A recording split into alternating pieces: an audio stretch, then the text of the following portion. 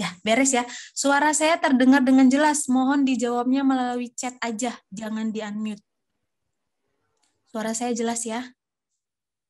Oke, terima kasih Kak Suci, terima kasih semuanya. Nah, oke langsung aja ya. Mohon maaf sekali untuk kendalanya. Oke, akhirnya berhasil ya teman-teman ya.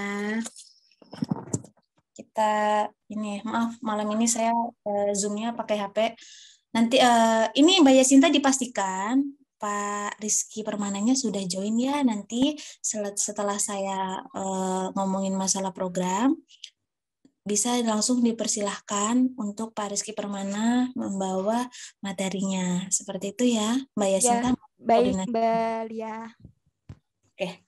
Langsung saja, sebelumnya terima kasih banyak buat teman-teman peserta Bimbel Akses. Ini pasti semuanya adalah peserta. Tadi yang nge-broadcast untuk link itu saya. Terus untuk join-nya juga tadi link join grupnya juga saya. Jadi saya ngasih itu ke peserta-peserta Bimbel Akses semuanya.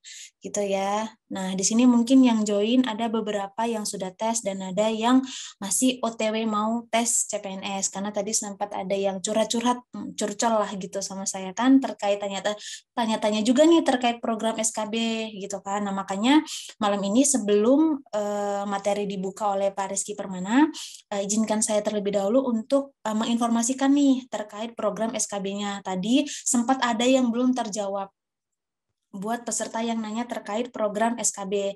Nah, di sini buat peserta Bimbel Akses, semuanya itu kita ada program yang namanya SKB online. Nah, SKB online itu kita ada beberapa formasi. Jadi, nanti kalau misalnya rekan-rekan atau teman-teman semua sobat akses yang mau nih daftar untuk bimbel SKB baik itu Barjas atau penyuluh pertanian, dokter, bidan, perawat. Nah, itu nanti kita ada SKB-nya termasuk analis hukum dan apa tadi ya, analis hukum, analis keuangan, banyak kok formasi-formasi kita banyak. Nah, bagi teman-teman nih yang mungkin belum tertera nih, ada beberapa admin mungkin yang sudah japri teman-teman, tapi ternyata formasi teman-teman belum ada. Nah, silahkan nanti langsung masuk aja di bimbelcpns.com. Nah, bimbelcpns.com itu nanti pilih yang program, setelah program muncul tuh SKB online.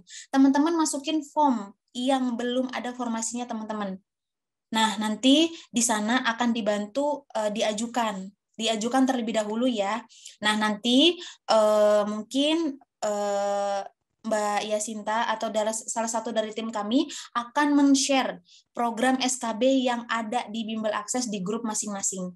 Kayak gitu. Nah, untuk apa nih? Hakim ya. Nah, untuk hakim itu nanti kurang lebih kita juga ada, Kak. Jadi untuk hakim, untuk apa ya? Pokoknya yang jenisnya hukum aja, itu kita kemungkinan nanti akan ada selain analis hukum.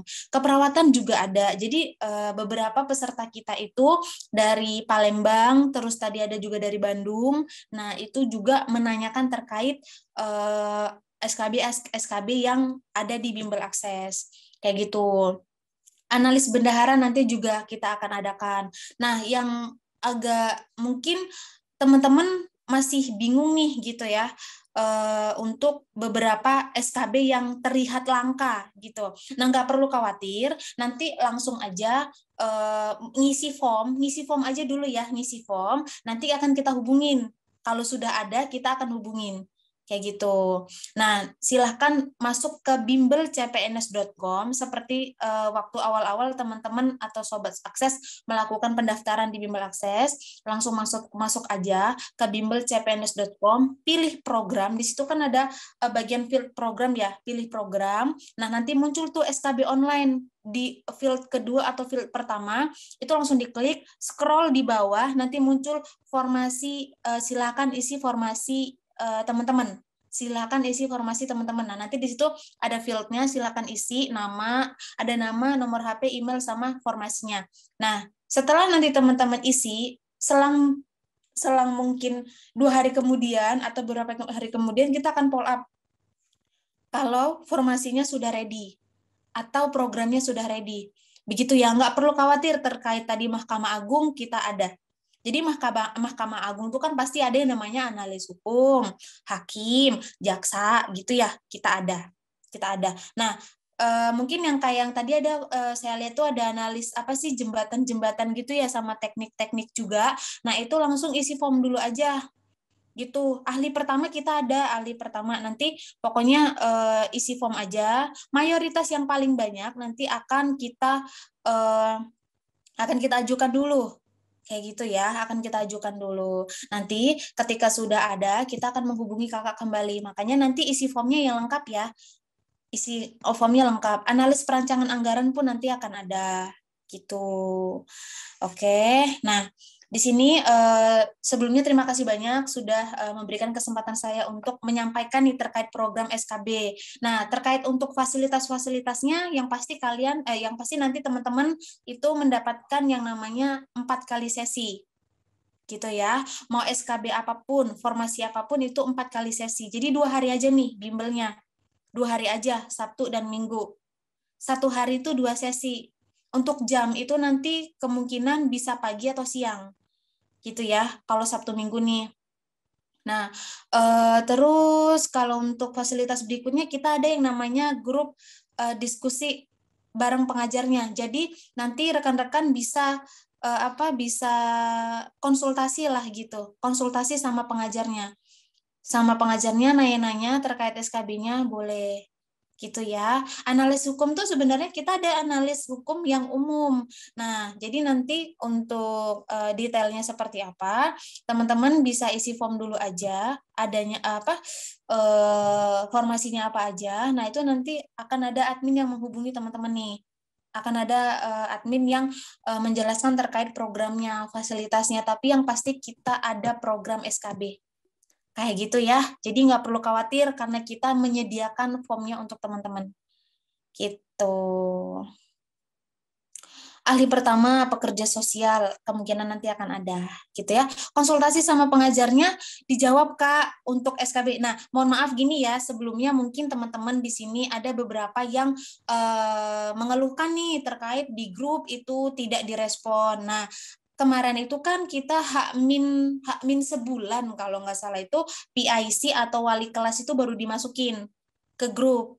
Nah, gitu kan. Nah, mungkin ada beberapa pengajar yang bersedia nih untuk di Japri. Ada beberapa pengajar yang mungkin bisa diskusi di grup. Jadi misal nih ada pertanyaan yang belum terjawab gitu. Ada pertanyaan yang belum diselesaikan. Teman-teman bisa Japri admin yang nge-share soal ya. Misal ini terkait soal gitu ya. Kita ngomonginnya terkait soal. Nah, misal admin yang nge-share soal ini belum jawab nih. Boleh di Japri ditanya, nanti dibantu. Bisa jadi nanti kakaknya langsung atau teman-teman langsung bilang, Kak, saya tadi nanya nih di grup apa gitu, disebutin ya kelasnya grup apa gitu, karena soalnya kan kita ada sekitar 300 grup, 300 lebih ya, 300 lebih grup, itu kan nggak mungkin ya kita cekin satu-satu Kak. Nah, jadi nanti tanyanya bisa di Japri aja. Siapa yang nge-share soal itu yang di Japri.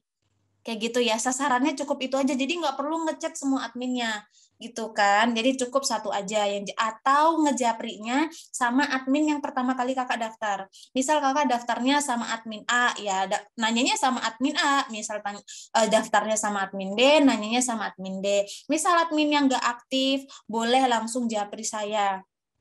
Di grup itu nomor saya ada yang foto profilnya itu gambar buku intensif, buku terbaru kita. Nah, itu. Tadi beberapa peserta atau beberapa teman-teman itu sudah ngejapri saya nih, tanya link. Nah, dari situ udah tahu ya. Nah, jadi untuk misalnya mau nanya-nanya nih terkait formasi A, B, C, kalau misalnya masih bingung, Kak, linknya di mana? Yang mana? Tadi aku nggak terlalu nyimak atau nggak tahu, nanti bisa langsung japri saya aja. Nah, saya responnya itu mungkin nanti besok itu saya mulai respon itu jam 9 pagi. Jam 9 pagi itu saya udah mulai respon, udah mulai, boleh telepon boleh, chat boleh, gitu ya. Gitu aja. Mbak Yasinta, mungkin sekian dulu dari saya. Ini udah jam segini. Pak Rizky Permananya sudah join belum Mbak Yasinta? Sudah ya? Sudah belum Pak Rizky Permana? Soalnya banyak nih Mbak Yasinta. Ya, baik. Terima kasih Mbak Lia untuk Bapak Rizky Permana. Kita sapa dulu ya. Halo Bapak Rizky Permana. Halo, selamat malam. Suara saya terdengar? Malam. Ya, kedengaran Bapak. Gimana Bapak Rizky Permana kabarnya? Baik, sorry tadi lihat headsetnya agak sedikit bermasalah. Nggak Tapi apa-apa sekarang Bapak. sudah bisa bergabung lagi. Baik. Ya, Bapak Rizky boleh dimulai Bapak untuk Oke, malam ini waktu dan tempat saya persilakan ya Bapak Rizky ya. Oke, terima kasih. Ya, selamat malam. Assalamualaikum warahmatullahi wabarakatuh. Salam sejahtera untuk kita semua.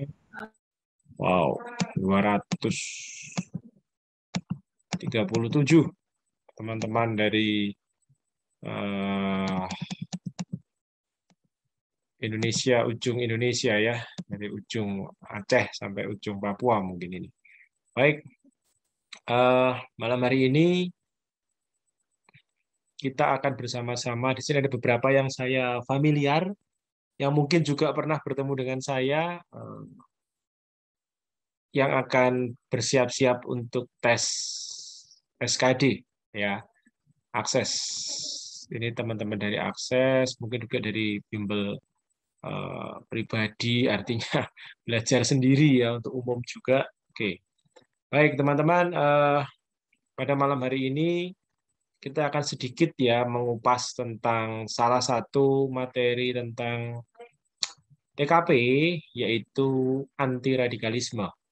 Ya, saya diamanai teman-teman akses untuk menyampaikan tentang anti radikalisme yang menjadi sesuatu yang baru dan mudah-mudahan bisa mendongkrak nilai teman-teman.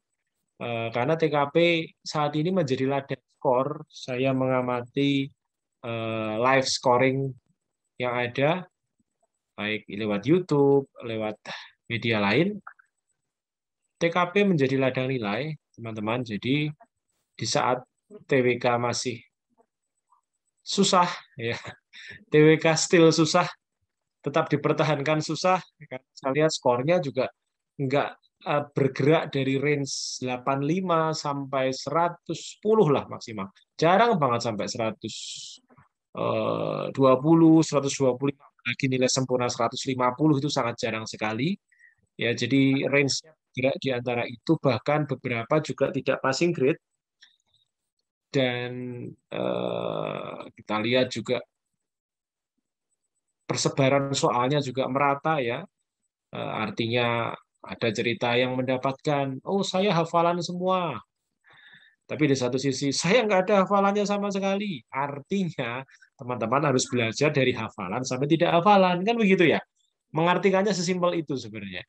Ya, artinya jangan pernah percaya 100% bahwa TWK tidak hafalan. Enggak juga faktanya gitu kan ya. Karena ada beberapa teman-teman yang mendapatkan soal hafalan semua sampai ke sejarah kerajaan Demak, kerajaan Pajang juga keluar gitu kan ya. Jadi range-nya sangat luas. Ya, dan ini saya nggak nakut-nakutin ya, tetapi memang itu yang kita dengar. Ini bukan bocoran juga ya, jadi nggak usah khawatir ini karena kita mendengar ya. Jadi itu yang dihadapi di TWK, makanya benar-benar sesuatu yang susah untuk diprediksi kan begitu. Ada yang bilang tidak dapat pasal ya, tapi ada satu sisi yang bilang isinya pasal semua gitu kan ya. Ya kita ya intinya belajar semua lah, hafalan dia di apa nama, nah, ini ada yang nulis sih yang bantu kalau bahasa Indonesia dapat 10 soal, tergantung sebenarnya. Kalau yang suka bahasa Indonesia membantu, nggak suka bahasa Indonesia ini bunuh diri namanya kan gitu kan, hilang 10 sudah. Jadi ayo belajar teman-teman untuk TBK karena ini keren ya, keren tahun ini keren karena persebarannya sangat luar biasa. Tahun lalu kan jelas tidak ada hafalan mayoritas. Tahun sebelumnya hafalan semua. Tahun ini campur. Kemudian TIU saya lihat skornya juga bagus-bagus, tapi kalau dilihat dari jumlah soalnya 35 kali 5, at least 175. Skor yang beredar juga sekitar 125 sampai 150 kan gitu rata-rata. Artinya juga enggak ya biasa-biasa saja lah soalnya 35 kan gitu ya. Jadi kalau dapat 120, 110 ya wajar kan gitu lebih banyak. Nah, yang cukup cukup sangat menolong memang TKP ya. TKP rata-rata berkisar 150 sampai 170, tapi perlu diingat soalnya 45, gitu kan ya. 45 kalau 5 semua berarti 225, artinya juga belum maksimal kan begitu. Nah, untuk itu malam hari ini saya coba untuk menyampaikan satu materi baru tentang anti radikalisme dan seperti apa, bukan soal yang keluar ya, sekali lagi saya disclaimer di sini, saya nggak mau diuber-uber nanti teman-teman, Pak soal yang keluar apa gitu kan, soal yang keluar hanya Tuhan dan membuat soal yang tahu kan gitu kan ya. Nah, tapi bagaimana kita membuat pola pikir kita sehingga pola pikir kita dapat menjawab TKP ya. Nah, sebelum saya membuka slide TKP, teman-teman di dalam mengerjakan TKP ini boleh ya Mbak Lia sama Mbak Yasinta ya saya sampaikan ya. Saya rasa tidak rahasia lah. Tidak rahasia akses juga ya mudah-mudahan ya. Bahwa ini juga anak-anak akses juga di sini ya. Artinya teman-teman di sini ketika menjawab TKP, silahkan mencari jawaban yang paling memberikan solusi, ya, atau sering saya sebut dengan solutif. Ya, kenapa? Karena teman-teman akan dihadapkan pada mungkin 2 jawaban yang hampir mirip. Kalau dulu 5 jawaban yang mirip semua, nah gitu ya. Kalau sekarang 2 jawaban yang hampir mirip. Jadi rata-rata 2 jawaban, maksimal 3 jawaban yang hampir mirip. Tidak 5-5-nya artinya. Nah, cuman 2 jawaban ini, nah itu kan ada yang 3 jawaban. Ya, makanya saya bilang tadi kalau nggak 2, 3 jawaban ya. Nah, kalau dulu kan zaman dulu 5 jawaban mirip semua. Cuman masalahnya di sini adalah sangat mirip sekali. Nah, sangat mirip sekali, maka pakailah di dalam TKP, pakailah yang pertama solutif. Mana jawaban yang paling memberikan solusi? Ya, solusi terhadap masalah yang ada. Itu penting. Ya, solusi terhadap masalah yang ada. Artinya langsung memberikan misal, nanti kita akan praktek di radikalisme ya. Saya ada nyiapin 5 soal. Kemudian yang kedua adalah aplikatif. Nah, aplikatif di sini yang paling utama adalah yang memang dapat direalisasikan, yang sudah direalisasikan, atau yang bentuknya memang nyata dilakukan. Jadi kalau di dalam soal ada mungkin, ada akan, ada baru berusaha, mencoba, nah itu kan belum. Ya, itu baru mau akan. Nah, kalau ada pilihan yang ada seperti itu, tolong hindari dulu. Kecuali semua pilihannya seperti itu ya. Ya. Belum Mas Ahmad Zakaria, tenang. Saya belum share screen. Saya bilang tadi saya belum share screen memang. Saya baru bercerita. Sabar ya. Baik. Kemudian 1 solutif, 2 aplikatif. Yang ketiga, tentunya Indonesia membutuhkan PNS ASN yang kreatif dan inovatif. Ya, kreatif dan inovatif. Jadi tadi solutif, aplikatif, kreatif, dan inovatif. Dan yang terakhir adalah implementatif. Nah, jadi ada 4 di sini yang teman-teman harus diamati.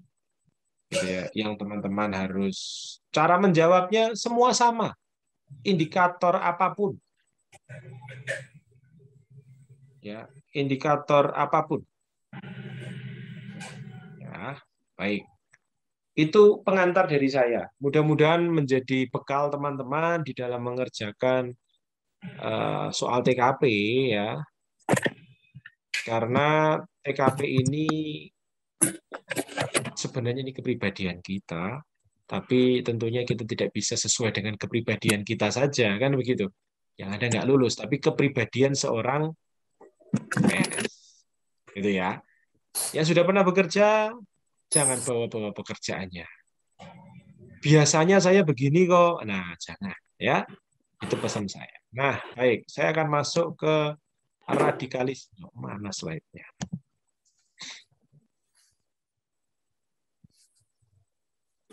Ini suara saya terdengar ya, Mbak Mega Gervina, ini juga Jelas, saya kenal baik.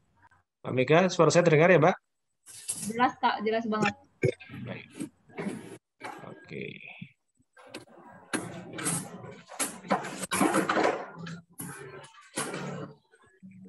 Sebentar, saya izin share screen. Nyari share screen-nya di mana sebentar.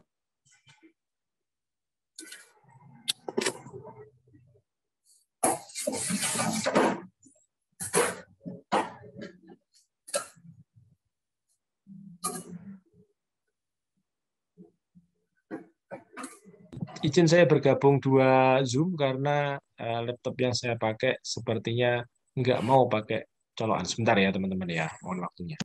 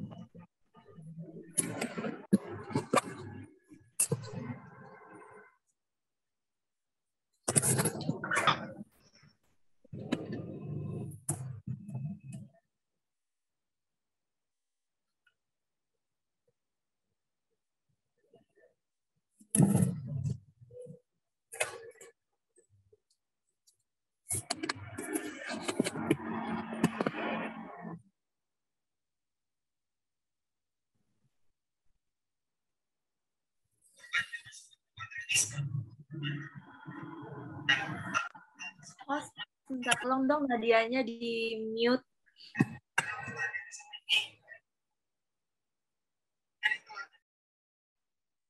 Oke.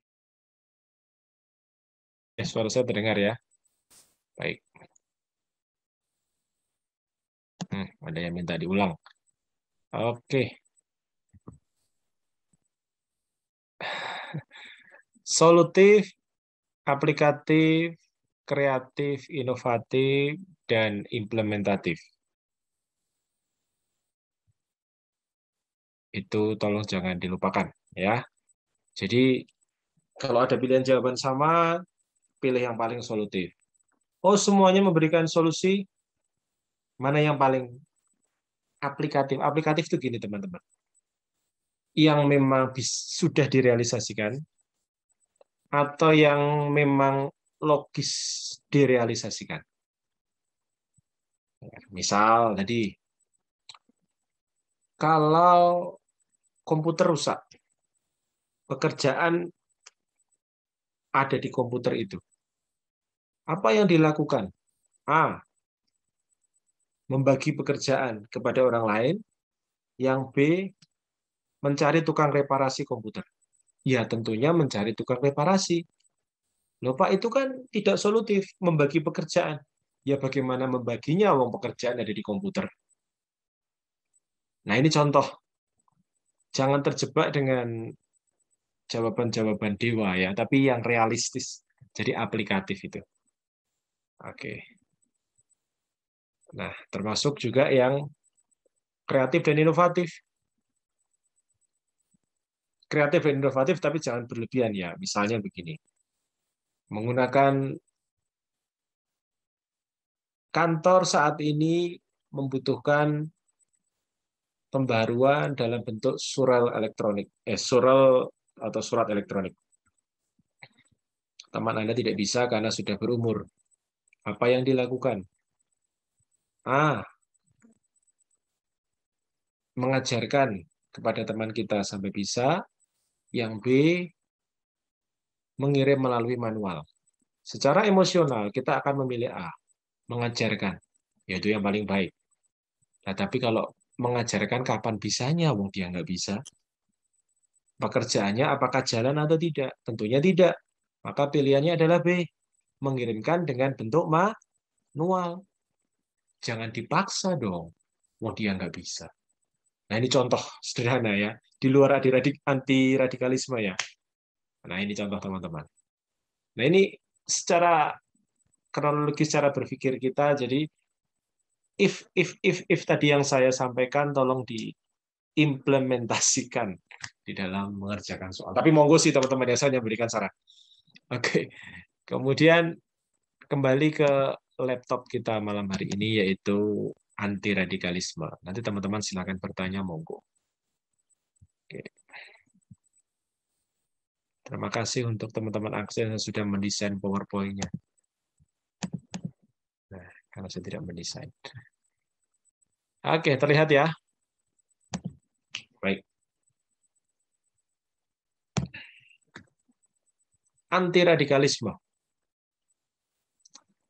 Sebenarnya anti radikalisme adalah sesuatu yang mudah ketika diletakkan di TKP. Daripada anti radikalisme diletakkan di TWK. Karena konsekuensinya akan berbeda. Ketika tahun lalu anti radikalisme diletakkan di TWK, maka teman-teman harus menghafal pasal demi pasal, sila demi sila, bahkan undang-undang tentang tindak pidana terorisme. Ya, karena memang letaknya di wawasan kebangsaan. Tetapi ketika diletakkan di karakteristik pribadi, ada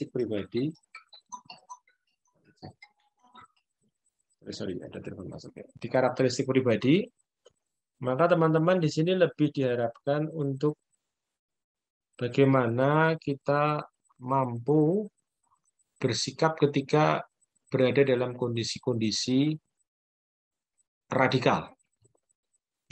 Nah, kondisi-kondisi radikal inilah yang harus kita pahami dan bagaimana cara untuk menanggulanginya. Begitu. Nah, Permenpan 27/2021 menambahkan indikator TKP yaitu anti radikalisme. Apa sih tujuannya? Nah, ini kita harus memahami persis. Jadi kita harus tahu tujuannya apa, sehingga nanti ketika menjawab, kita harus mampu menunjukkan sikap yang menjawab tujuan tersebut. Ini yang utama. Yaitu tujuannya adalah menjaring informasi dari individu tentang satu, pengetahuan terhadap anti radikalisme. Tujuan pertama ya, pengetahuan terhadap anti radikalisme. Artinya apa? Ini teman-teman harus tahu secara teoritik. Radikalisme itu apa? Cara menanggulangi seperti apa? Ya, ini harus teman-teman ketahui. Yang kedua teman-teman di sini tujuannya adalah kecenderungan bersikap. Apa sih kecenderungan bersikap? Kecenderungan bersikap adalah bagaimana ketika kita melihat suatu kondisi atau situasi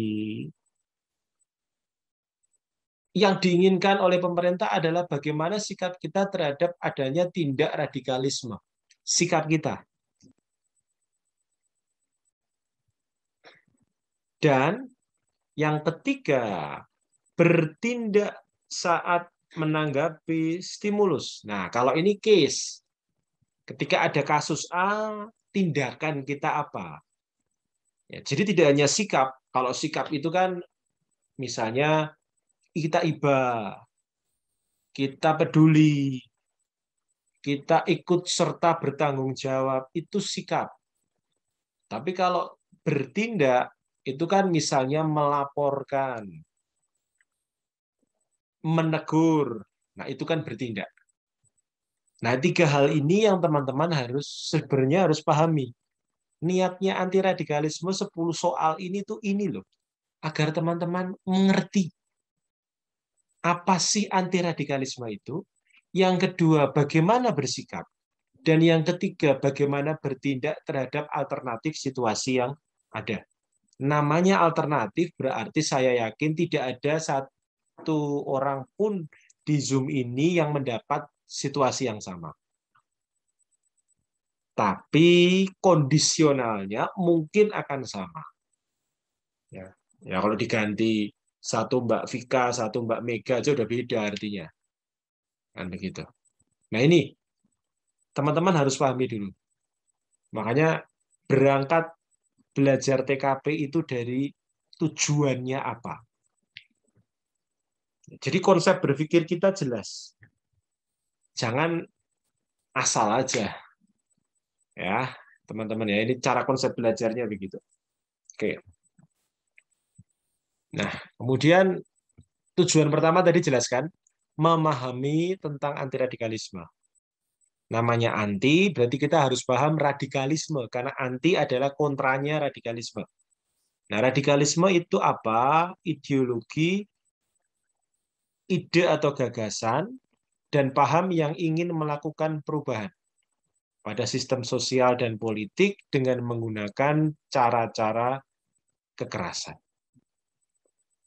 Ya, jadi intinya adalah tindakan radikalisme adalah sikap dan tindakan seseorang atau kelompok menggunakan cara-cara kekerasan dalam mengusung perubahan yang inginnya instan, tempo singkat, dan bertentangan dengan apa yang ada saat ini. Itu adalah radikalisme. Teman-teman pasti sudah belajar, sudah paham tentang ini. Begitu juga kaitan antara radikalisme dengan terorisme. Karena apa? Ingat, radikalisme adalah kekerasan, ingin merubah, ingin berbeda, sehingga ketika dia ingin mencapai keinginan sesuatu, maka dia akan menteror pihak yang tidak sepaham. Itu pertama. Yang bisa dirangkum adalah radikalisme ada teror terhadap pihak yang tidak sepaham. Yang kedua, radikalisme bukan masalah ajaran agama, namun masalah perbedaan ideologi dan politik. Ini tolong ditekankan. Nanti dalam soal mungkin ketemu contoh-contoh dia disangkutkan terhadap agama, tapi itu bukan radikalisme. Tidak ada satu agama pun yang membawa radikalisme. Ini pengertian ini tolong diingat. Ya, jadi dua hal.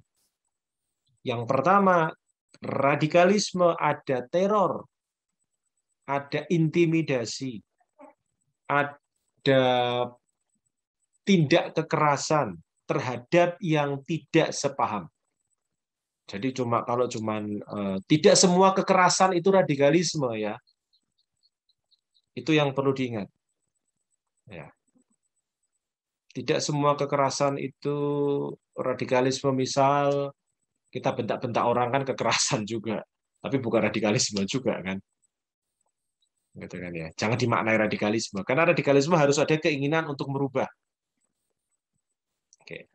Kemudian yang kedua, radikalisme jangan dikaitkan dengan agama, karena radikalisme adalah perbedaan ideologi dan politik.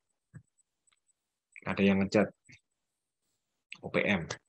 Apa sih UPM? Sekarang namanya kelompok teroris bersenjata. Apalah namanya. Nah, kenapa sih PM dulu namanya Organisasi Papua Merdeka, terus yang barusan ditembak mati? Nah, teman-teman harus update ya berita ya. Yang barusan mati seperti Ali Kalora di Poso, itu kan contoh terorisme. Ya. Nah, ini teman-teman harus sangat memahami. Ya. Bom Medan, segala hal yang sifatnya menghalalkan, menteror, mengganggu, merusak, mengintimidasi orang yang tidak sepaham dengan ideologi dia, paham dia, itulah radikalisme. Ya, teman-teman ya. Nah, ciri-cirinya apa sih radikalisme?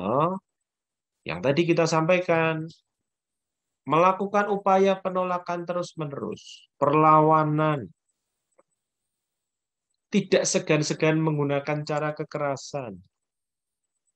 Orang yang berbeda pandangan dengannya adalah bersalah. Poin item terakhir ini yang sering terlewat. Kalau poin pertama, bentuk penolakan mudah. Cara kekerasan mudah diidentifikasi di soal. Tapi item terakhir ini yang susah diidentifikasi di soal. Bahwa orang yang menganggap bahwa ketika kita berbeda pandangan, maka orang yang berbeda pandangan dengan kita adalah bersalah. Itu radikal. Ini bukan saya yang ngomong ya, tetapi undang-undang. Ini bukan Rizky 2021, bukan. Nah, ini teman-teman poin terakhir tolong diingat. Jadi ketika ada dalam konteks soal nanti, bahwa misalnya X ya, saya nggak nyebut nama, nanti di situ ada nama yang sama, report nanti. Mr. X selalu menyampaikan pandangan yang baru, namun dia selalu menganggap bahwa pandangan orang lain atau pendapat orang lain itu salah dan yang benar hanya dia. Nah, itu radikalisme. Ya, saya mau wanti-wanti poin terakhir ini. Nah, ketika ada radikalisme, maka ada anti-radikalisme. Teman-teman harus tahu, ini masih dalam rangka tujuan yang pertama ya, memahami pengetahuan tentang anti-radikalisme. Apa saja sih bentuk pencegahan tindak pidana terorisme? Jadi tidak ada pencegahan tindak pidana radikalisme, itu nggak ada. Kenapa kira-kira? Maaf, ini masih ada suara yang masuk. Teman-teman host bisa dibantu? Oke, terima kasih. Nah, kenapa tidak ada pencegahan tindak pidana radikalisme? Karena pada dasarnya radikalisme bukan tindak pidana. Tetapi radikalisme adalah cikal bakal atau benih dan bibit terorisme. Itu ya. Jadi kalau mau menghubungkan, kok kenapa tidak ada tindak pidana, pemberantasan tindak pidana anti radikalisme? Ya, tidak ada. Ya. Nah, beberapa pencegahan tindak pidana terorisme akibat sikap radikalisme, mudah-mudahan di sini tidak ada, dan saya pastikan teman-teman yang berbau radikalisme itu nanti akan terganjal. Ya. Saya tidak bilang bahwa yang tidak lulus TKP pasti teroris, bukan loh ya. Tapi akan terganjal dalam kehidupan PNS nanti sehari-hari. Oke, yang A, kesiapsiagaan nasional. Nah, ini mulai kita belajar bagaimana sikap dan tindakan kita. Ya. Yang pertama adalah sikap dan tindakan kita di dalam menjaga dan ikut serta dalam kesiapsiagaan nasional. Contohnya, pemberdayaan masyarakat. Apa sih pemberdayaan masyarakat? Misalnya ronda, misalnya pengawasan hansip, misalnya dengan Babinsa, misal kita mengadakan rapat di RT, misal bagaimana kita melakukan sosialisasi anti-radikalisme. Ya. Pemberdayaan masyarakat. Jadi segala hal yang mengajak masyarakat untuk mengawasi dan ikut serta di dalam tindak-tindak radikalisme. Misalnya juga pengawasan Pak RT, Pak RW di dalam warga yang baru datang. Nah, ini adalah bentuk pemberdayaan masyarakat. Sikap dan tindakan kita melawan terorisme. Yang kedua, peningkatan kemampuan aparatur. Apa itu contohnya? Ya misalnya dengan bimbingan teknis, dengan sosialisasi, pelatihan tentang terorisme. Nah, kemudian berikutnya tentang perlindungan dan peningkatan sarana dan prasarana. Yang namanya sarana dan prasarana berarti fasilitas, gitu kan ya. Nah, ini mungkin bagaimana kita memfilter hoax, kemudian bagaimana memberikan edukasi yang baik melalui media sosial, kemudian bagaimana membangun perpustakaan anti radikalisme misal, atau membangun kebangsaan di tengah toleransi umat beragama, kemudian pengembangan kajian terorisme, pemetaan wilayah rawan paham radikal, dan sebagainya. Ini kesiapsiagaan nasional. Nah, yang kedua adalah kontraradikalisasi. Kalau kita bicara kontraradikalisasi, apa sih kontraradikalisasi? Adalah proses yang terencana, terpadu, sistematis, berkesinambungan yang dilaksanakan terhadap orang atau kelompok yang rentan terpapar paham radikalis terorisme. Yang rentan. Misalnya mahasiswa, misalnya kajian ilmiah yang mengatakan bahwa para pemuda yang tidak memiliki pekerjaan, pengangguran, nah itu juga rentan. Ya. Baik, nah kontraradikalisme dilakukan dengan cara langsung maupun tidak langsung melalui kontranarasi. Kontranarasi itu merawan narasi radikalisme dilawan dengan narasi yang berlawanan. Propaganda atau kontraideologi. Lisan, tulisan, atau media literasi lainnya. Inilah kontraradikalisasi. Terhadap kelompok yang rentan. Itu kontraradikalisasi. Dan yang ketiga adalah deradikalisasi. Kalau kita bicara deradikalisasi, kita berbicara tentang proses perencanaan terpadu sistematis berkesinambungan yang bertugas untuk menghilangkan atau mengurangi dan membalikkan pemahaman radikal. Bedanya kalau kontraradikalisasi terhadap kelompok rentan radikalisme, kelompok rentan itu belum tentu terpapar, tapi mungkin terpapar. Sedangkan deradikalisasi terhadap orang-orang yang sudah terpapar maupun keluarga dekat orang yang terpapar. Tersangka, terdakwa, terpidana, narapidana, mantan narapidana terorisme, itulah yang terpapar. Ya. Kemudian keluarga dekat orang yang terpapar tersebut. Karena secara otomatis ya kita bicara kayak corona atau COVID ya. Rata-rata orang yang terpapar, keluarga dekatnya juga pasti di tracing. Untuk dicek apakah ada tingkat keterpaparan corona terhadap diri keluarga dekat. Sama dengan radikalisme. Apakah ada tingkat keterpaparan radikalisme dari orang dekat. Nah, ketika kita berbicara kelompok A sampai dengan D, artinya tersangka dan narapidana yang masih aktif, itu bisa rehabilitasi, bisa reedukasi, bisa identifikasi dan penilaian sejauh mana dia saat ini, dan reintegrasi sosial, diintegrasikan lagi ke dalam sosial yang berideologi Pancasila tentunya.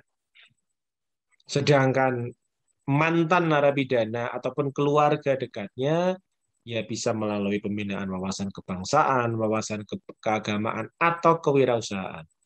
Pertanyaannya kenapa kewirausahaan menjadi salah satu deradikalisasi? Maaf, yang saya sampaikan tadi biasanya mereka yang terpapar radikalisme, karena mereka yang saat ini salah satunya tidak memiliki pekerjaan yang mencukupi kebutuhan sehari-hari. Sehingga pilihan untuk menjadi pengantin bom ataupun dan lain sebagainya itu pilihan yang enak. 3 bentuk pencegahan tindak pidana terorisme teman-teman harus kuasai. Nah, ini realnya, tindak pencegahannya, mencermati, mengikuti perkembangan, mengkokohkan budaya kerja, rasa tanggap terhadap lingkungan sosial, memakmurkan tempat ibadah, ya, tidak cuma masjid di sini, kemudian melakukan background check terhadap siapa yang datang, kegiatan yang memupuk rasa nasionalisme, menempatkan karyawan agar tidak terjadi pengelompokan aliran, mencari meminta informasi kepada yang berwenang, BNPT, Densus Kemenak. Ini persuasifnya, merangkul, melakukan upaya, komunikasi, dialog, dan lain sebagainya. Nah, ini yang intervensi, melaporkan ke Densus, melaporkan ke pihak yang berwenang. Jadi ada 3 jenis tindakan. Yang pertama pencegahan atau preventif biasanya, kemudian persuasif, dan intervensi. Sampai di sini teman-teman. Saya tidak buka pertanyaan ya. Lupa saya. Baik, dipikir seperti ngajar. Oke, nah sampai di sini saya akan teruskan. Beberapa contoh soal, saya mulai dari soal pertama. Anda adalah seorang pegawai swasta yang bekerja di Jakarta. Pada suatu kali, Anda ingin berangkat keluar kota menggunakan mobil pribadi, namun ternyata jalur menuju kantor Anda macet total. Ormas yang baru-baru dibubarkan. Tidak dapat melanjutkan kendaraan karena aksi demonstrasi dan beberapa orang terkesan anarkis. Menghadapi situasi tersebut, hal apakah yang akan Anda lakukan? Silahkan tulis jawabannya di room chat.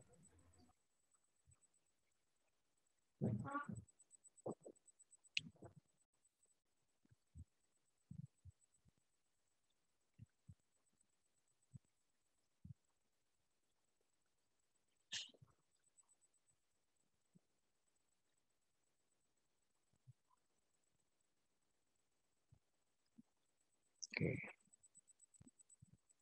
Ada yang B, ada yang C. Oke.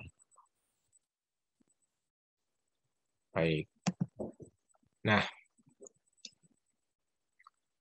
jawabannya adalah, coba kita lihat. Ada beberapa situasi yang kita lihat, ya. Oke.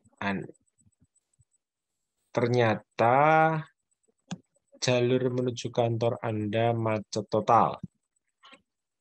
Situasi pertama. Yang kedua,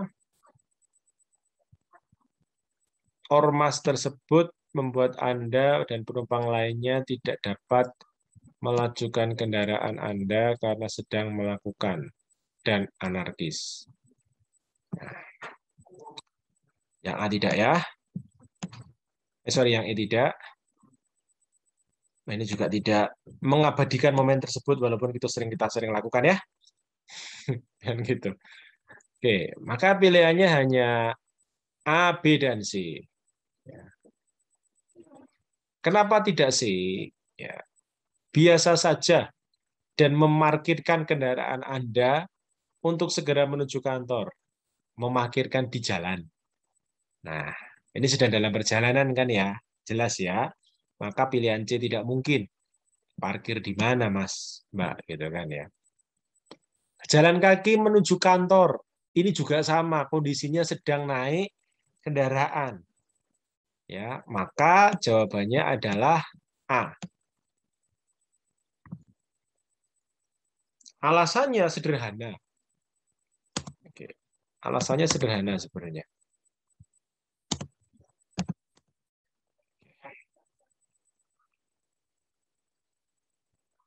Coba. Kenapa B dan C rendah? Ini poin 2 adalah C ya. Kenapa? Karena kondisinya tidak memungkinkan. Ingat tadi, aplikatif, implementatif, solutif, kreatif, inovatif. Kalau kondisi, saya tidak usah berpikir tentang radikalisme. Ini soalnya radikalisme, teman-teman. Teman-teman akan digiring ke kalimat radikalisme, yaitu ada ormas, demonstrasi, anarkis. Tapi sebenarnya sederhana. bahwa langkah yang paling tepat apa, yang paling solutif apa? Ya karena tidak bisa bergerak macet total, ya menghubungi atasan karena terlambat. Clear. Kan begitu. Hanya itu saja yang dapat kita lakukan. Jadi terkadang kita menganalisis soal itu jangan hanya melihat sesuatu yang rumit. Jadi antiradikalisme itu bisa, soal pertama ini adalah soal yang bertipe kasusnya radikalisme, tetapi jawabannya tidak radikalisme.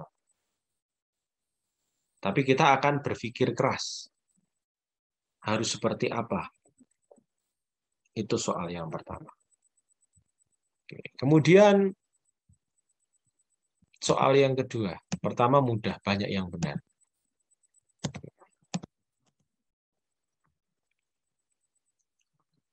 Sikap dan perilaku masyarakat haruslah sesuai dengan ideologi Pancasila yang mengedepankan asas dalam Pancasila, terutama sikap antiradikalisme.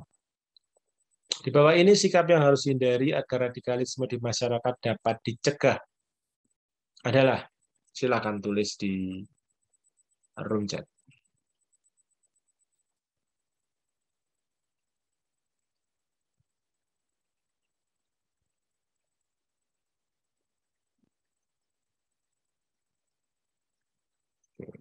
Saya tunggu jawabannya.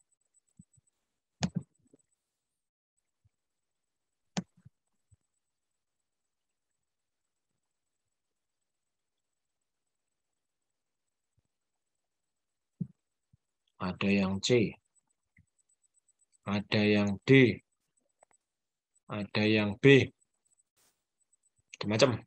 Ada yang E, ini muncul barusan. Nah, oke. Jawabannya adalah B. Kenapa? Tidak usah melihat dari penjelasan jawaban, kita bisa melihat mencegah, ya, mencegah radikalisme. Radikalisme tadi berbicara bahwa kita tidak mengenal satu dengan yang lain. Ya, memaksakan suatu kehendak radikalisme, iya. Ya, tetapi tidak akan beranjak ke terorisme kalau itu berbicara tentang musyawarah. Dapat membuat anarkis saja. Kurang menghargai pendapat orang lain, juga belum. Nah, penyebaran berita yang salah di dalam masyarakat, hoax, itu juga memicu radikalisme, namun bukan menjadi yang utama. Ketika muncul radikalisme, muncul terorisme, biasanya diawali dari ketidaktahuan apa profesi dari pembuat terorisme tersebut. Ketika kita mengenal satu dengan yang lain, maka kita menghindari potensi radikalisme karena kita tahu, dan itu adalah tindak pencegahan paling baik ketika kita berbicara tentang radikalisme. Jadi jawabannya adalah B. Selanjutnya, saya ada 5. Seperti balon, ku ada 5. Nomor 3, sikap antirasisme yang digaungkan oleh banyak negara di dunia telah lama diterapkan di Indonesia, karena tindak rasisme dapat menyebabkan perbuatan anarkis yang tidak sesuai dengan Pancasila. Hal ini yang merupakan implementasi di dalam lingkungan masyarakat adalah, silakan tulis di chat.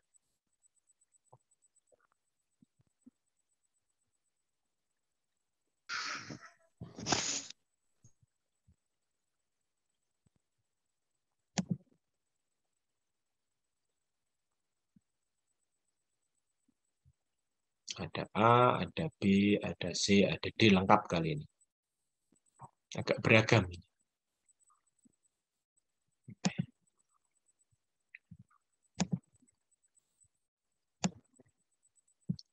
Kira-kira boleh lah ya saya mengundang 1-2 orang untuk menyampaikan jawaban secara live dan menyampaikan alasannya. Gitu kan ya. Oke. Saya meminta di layar saya yang terlihat Mas Muhammad Ihsan Zulfikar. Muhammad Ihsan Zulfikar. Bisa open mic, Mas? Syukur-syukur open cam. Iya, gimana Pak? Ya, jawabannya apa, Mas? Kalau saya, pendapat saya itu yang D. Yang delta. Alasannya? Alasannya karena rasisme itu harus dilawan dengan menjunjung tinggi hak, kedudukan, dan kewajiban yang sama. Jadi kita Ah, tidak akan memunculkan rasisme di publik. Oke, baik. Jadi mengkaitkan rasisme gitu ya dengan kalimat yang pertama ya. Terima Ya, kasih, Mas Ihsan. Satu lagi, ini nomornya susah. Yang jangan pakai nomor lah ya, pakai nama saja. Saya mengundang Mbak Putri, A Putri, atasnya Mas Ihsan. Silahkan. Ada? Tidak ada? Baik. Saya minta bantuan Mbak Mega deh. Silahkan Mbak, nomor 3. Sama atau berbeda? Saya jawabnya yang A tadi. Oh, beda. Bagus. Kalau Karena beda, mendengar alasan yang berbeda. Silakan. karena kenal dulu gitu. Jadi kalau udah saling kenal itu ya meminimalisir lah gitu. Meminimalisir. Oke. Baik. Kita lihat jawabannya adalah A. Apa coba katanya di sini yang menjadi kunci kenapa tidak D? Yang D itu akan menjadi nomor 1 kalau tidak ada kata-kata di mata hukum. Ya, soal ini berbicara tentang keberagaman. Nah, keberagaman yang paling mudah, implementasi yang paling mudah. Ingat kata kunci saya aplikatif implementatif ya. Yang paling gampang diimplementasikan adalah saling mengenal antar tetangga sekitar. Itulah basic atau dasar dari keberagaman. Ya. Ini ada apalagi hal tersebut Indonesia yang memiliki keberagaman. Jadi konteksnya di sini adalah bagaimana kita mengenal keberagaman. Ya, kenalan berarti. Sesimpel itu kan. Loh, untuk memiliki keberagaman, agar kita mengenal, mengetahui keberagaman itu, ya mengenal. Ya sudah, itu saja. Sedangkan kalau yang C, tidak melakukan ancaman, iya dapat dilakukan. Ya, tetapi kan belum berarti kita mengenal. Poin B, rela berkorban demi persatuan antar ras, suku, dan agama. Bagus, tapi terlalu berlebihan. Ya, terlalu berat. Ingat, ini yang paling mudah dilakukan oleh seorang manusia. Itu kata kuncinya. Ya, yang paling gampang dilakukan, bukan yang paling bagus dilakukan. Itu zaman tahun 2018 begitu. Saya ingat 2017, sorry. Itu mana yang paling dewa. Tapi sekarang enggak. Mana yang paling logik dilakukan. Gitu ya. Oke. Kalau yang E jelas ya, rajin beribadah dan saling menyapa. Hai, gitu ya. Menyapa saja kan? Menyapa saja belum tentu kenal. Ya, oke, itu nomor 3. Itu ya teman-teman cara berpikirnya. Yang nomor 4. Apa yang akan Anda lakukan terhadap kelompok yang oleh masyarakat dianggap sesat? Silahkan tulis di room chat.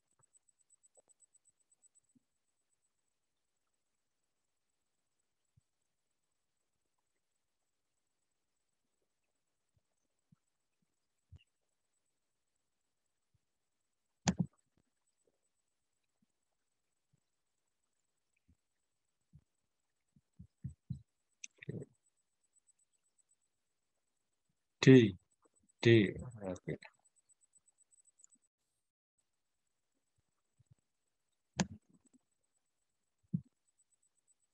Jawabannya adalah D.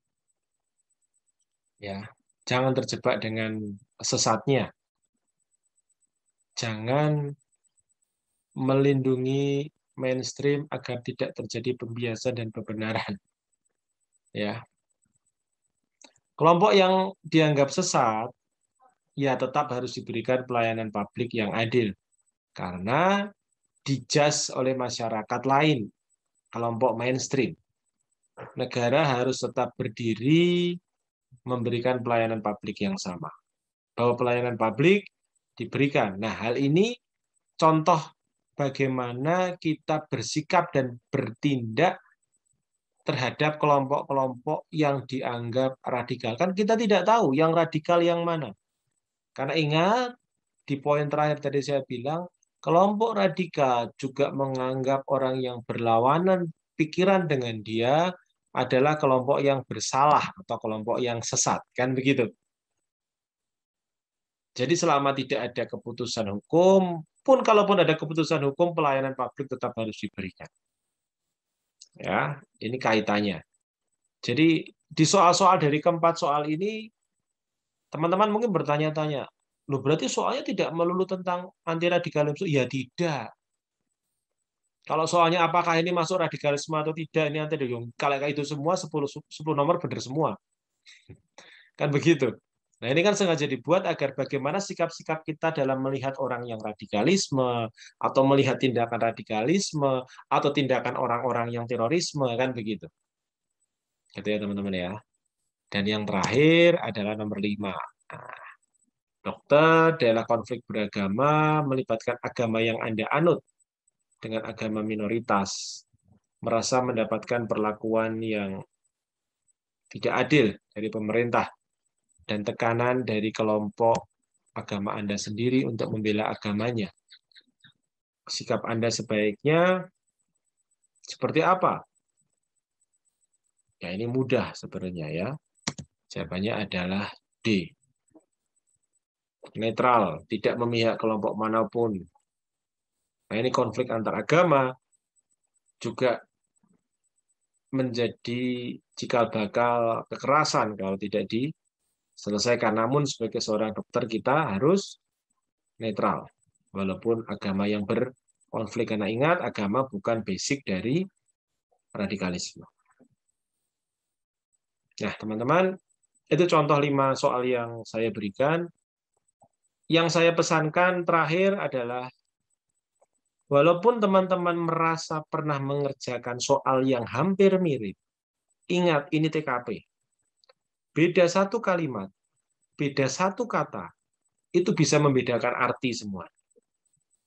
Jangan pernah teman-teman menganggap bahwa, oh ini sudah pernah, oh ini sudah saya baca, sehingga teman-teman tidak membaca lagi secara detail, entah konteks soalnya atau konteks jawabannya.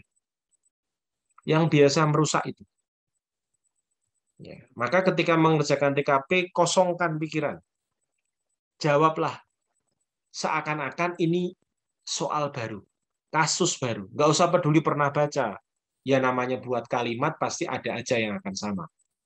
Ya membuat sekian ratus ribu soal, pusing juga mungkin membuat soal. Kan begitu ya? Atau terinspirasi dari soal-soal yang mereka baca. Itu manusiawi. Tapi kalau kita menganalogikan sama persis, hanya gara-gara pernah ada 2-3 kalimat yang sama, itu yang berbahaya. Ya, jadi memahami radikalisme, mengetahui cara menjawab, dan jangan pernah berpikir bahwa kita pernah mengerjakan soal itu. Tapi berpikirlah bahwa soal itu adalah soal yang baru dan benar-benar new, khusus dibuat untuk kalian. Maka skor TKP 180-220 itu bukan impian. Tapi kalau kalian menganggap bahwa, oh ini sudah pernah, oh ini mungkin sama, itu saya rasa itu jalan kehancuran, teman-teman. Ya, itu yang bisa saya sampaikan, kurang lebih hampir 45 menit, ya, 1 jam pelajaran kalau saya ngajar. Saya rasa mudah-mudahan teman-teman sukses, ya. Oh, ada request, bentar, ada yang mau balik ke soal nomor 2 katanya. Nanti soalnya dibagikan saja, mungkin saya minta izin ke As kalau memang boleh dibagikan, monggo. Ya, untuk dibagikan. Ini sebenarnya saya tidak membuka sesi pertanyaan, pesan dari teman-teman begitu, tapi ada pertanyaan yang menggelitik. Apa beda radikalisme dan separatisme? Satu pertanyaan yang ingin coba saya jawab. Apa kira-kira? Kalau saya tambah separatisme, terorisme, radikalisme. Nah, gitu kan ya. Nah, kalau kita berbicara radikalisme adalah sifat yang keras, gitu kan ya. Sifat yang ada kekerasan. Radikal itu kan pengen cepat berubah. Basically radikal itu sebenarnya. Tapi kalau separatisme itu memisahkan diri. Nah, dasar dari separatisme biasanya adalah sikap-sikap radikalisme. Karena kita ingin berbeda, sehingga kita memisahkan diri. Sikap-sikap radikalisme bisa memunculkan separatisme. Ketika kita melakukan separatisme, biasanya akan dilandasi dengan tindak terorisme, menteror orang-orang yang berbeda dengan kita. Jadi kalau perbedaan sebenarnya, kalau perbedaan itu kan apple to apple ya, apa beda apel dan jeruk, itu kan sama-sama buah. Tapi ini kan tidak. Jadi saya tidak bisa menyebut itu perbedaan, tetapi bagaimana rangkaiannya, bagaimana sikap radikalisme yang ingin berubah, berbeda, sesuatu yang ingin beda sendiri, sehingga dia memunculkan tindak-tindak ingin memisahkan dari kelompok yang berbeda dengan dia. Separatisme jangan hanya dianggap masalah misah untuk negara, tetapi misalnya saya, Mas Ihsan, Mbak Nuha, Mbak Mega, kelompok yang baik-baik saja, tiba-tiba saya ingin berbeda, yaitu separatisme dalam versi kecil. Nah, tindakan separatisme ketika dia memunculkan menteror, mengintimidasi, itulah istilah terorisme muncul. Itu rangkaiannya. Ya, teman-teman ya. Baik. Apakah separatisme berhubungan dengan internasional? Tidak melulu internasional, ya. Separatisme juga dari dalam Indonesia juga banyak, DITII, NII dan kawan-kawan ya. Maaf, ini bukan masalah agama walaupun belakangnya iya, tapi ini istilah saja. PKI, nah itu PRRI dan kawan-kawan lah ya. Nah, urutannya kalau tadi urutannya adalah radikalisme dulu. Radikalisme muncul semangat untuk separatisme, semangat separatisme bisa dibumbui dengan tindak teror yaitu terorisme. Begitu ya teman-teman ya. Jangan memisah-misahkan. GAM dulu separatisme. Ya segala hal yang memisah separatisme. Separatisme ismenya ilmu, separat adalah partisi atau pengen memisahkan diri kan begitu. Sederhana saja sebenarnya inti kalimatnya. Yang penting dipahami adalah radikalismenya. Tindak radikalismenya, sikap-sikap radikalismenya. Ya. Teman-teman beri seorang PNS selalu menentang pemerintah, selalu menentang istilahnya kebijakan pemerintah, bagi saya itu radikalisme. Ya. Gitu ya. Jadi selalu melawan pemerintah, selalu melawan hal-hal yang tidak baik, yang baik dari pemerintah karena kita ingin berbeda, ya. Nah itu jangan seperti itu karena PNS mendukung kebijakan pemerintah, itu hukumnya mutlak. Nah kalau vandalisme ada pertanyaan, vandalisme artinya apa? Vandalisme ya tindak coret-coret, tindak berbau artinya apa ya vandal, sesuatu yang keras, jorok, buruk, dan sebagainya. Vandalisme kan itu ya. Nah, kalau ada teroris di depan kita, apa yang kita lakukan? Ya lapor. Ya nggak bisa kita mengejar teroris. Kan begitu ya. Jadi tindak paling tepat ketika ada terorisme di depan kita, itu adalah melaporkan kepada pihak yang berwenang. Tugas dan tusi kita bukan menembak terorisme. Ya, karena kita baru bisa membuktikan dia teroris atau tidak, ya kalau memang kita ada bukti kan begitu. Kalau tidak, ya kita sendiri ikut menjadi terorisme bagi orang itu ya. Lapor kepada pihak yang berwenang, itu penting. Apakah kejadian di Papua termasuk vandalisme? Bukan. Vandalisme itu kemarin tuku sepatu di stasiun BNI City dicoret-coret atau tembok dicoret-coret, nah itu vandalisme. Ya. Mungkin itu yang bisa saya sampaikan ya. Oke. Semoga teman-teman sukses ya. Bedanya aplikatif dan implementatif. Oke. Pertanyaan terakhir ya. Aplikatif itu yang dapat diaplikasikan, sedangkan implementatif itu diimplementasikan. Nah, apa bedanya aplikasi dan implementasi kan begitu. Nah, kalau kita bicara implementasi berarti sudah dilakukan, sudah mendapatkan hasil. Sedangkan kalau kita bicara aplikatif itu ya misalnya dijalankan saja itu aplikatif.